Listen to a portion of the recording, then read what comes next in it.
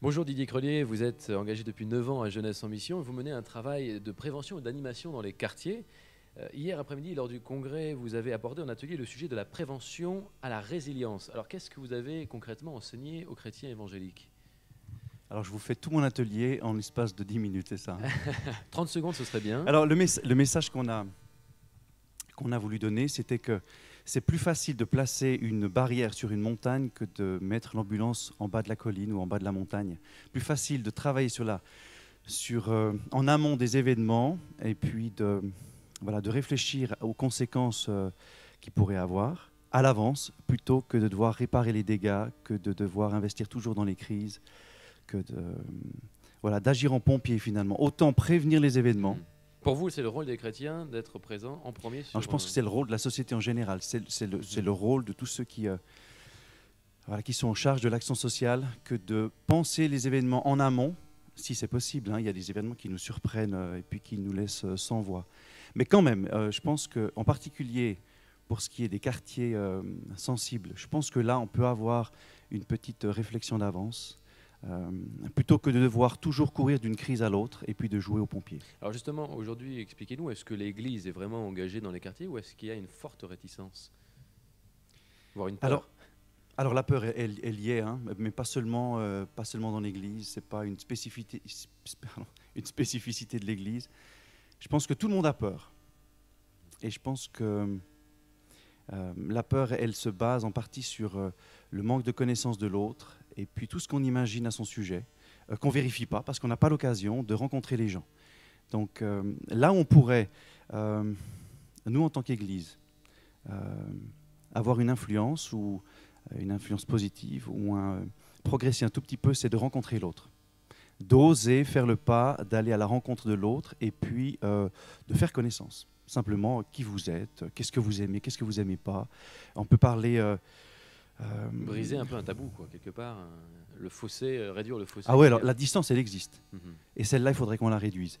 Parce que l'incompréhension de part et d'autre, elle alimente des préjugés, elle alimente une peur, elle alimente des réactions face à ce qu'on perçoit chez l'autre, qu'on ne comprend pas. Alors, je ne voudrais pas simplement limiter la peur à l'islam, mais j'imagine que l'arrivée massive de l'islam dans les quartiers a dû changer votre approche.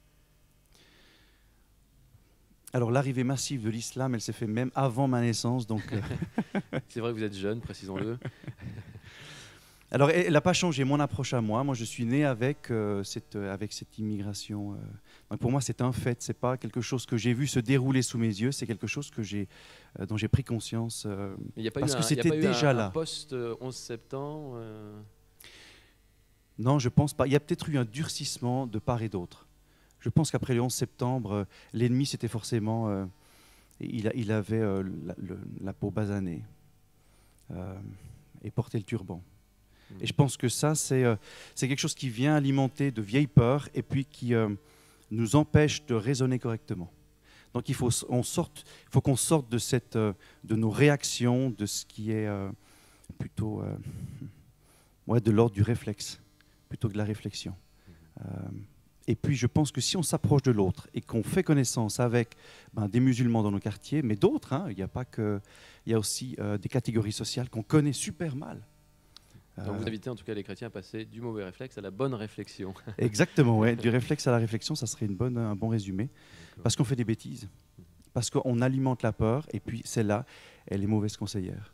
Donc si on peut l'éviter, si on peut aller au-delà, et puis oser prendre ce risque de rencontrer l'autre, alors il y en a beaucoup qui le font, hein.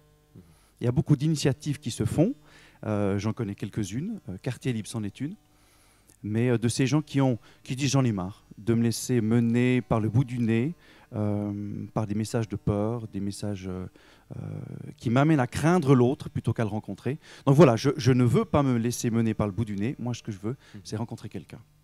Et puis la richesse qu'on découvre dans la rencontre de l'autre, pour moi, elle est extraordinaire. Et c'est celle-là, j'aimerais donner ce goût de la rencontre-là, parce qu'il y a vraiment des choses extraordinaires dans ces quartiers qu'on dit sensibles. Et pour moi, on parle de ces quartiers-là, on appelle ça des zones urbaines sensibles. Je pense que c'est plutôt des zones urbaines syndromes ou symptômes plutôt, parce que ce n'est pas uniquement dans ces quartiers que se posent les problèmes, c'est plutôt un problème qu'on a en commun et qu'il faudra résoudre en commun. Ce n'est pas juste les zones urbaines sensibles qui devront résoudre leurs problèmes parce que c'est bien chez eux que ça se passe. Non, je pense qu'au contraire, c'est quelque chose qui nous... c'est un symptôme. Ils agissent pour nous comme un symptôme. Donc c'est bien ensemble qu'on doit trouver une solution et c'est bien à nous de nous approcher, je pense. Si on peut le faire, nous. Eux le font, ils le font déjà, mais je pense que... on a aussi un mouvement à créer dans leur direction. En tous les cas, merci Didier Crelier de nous rappeler que les quartiers, c'est avant tout des êtres humains.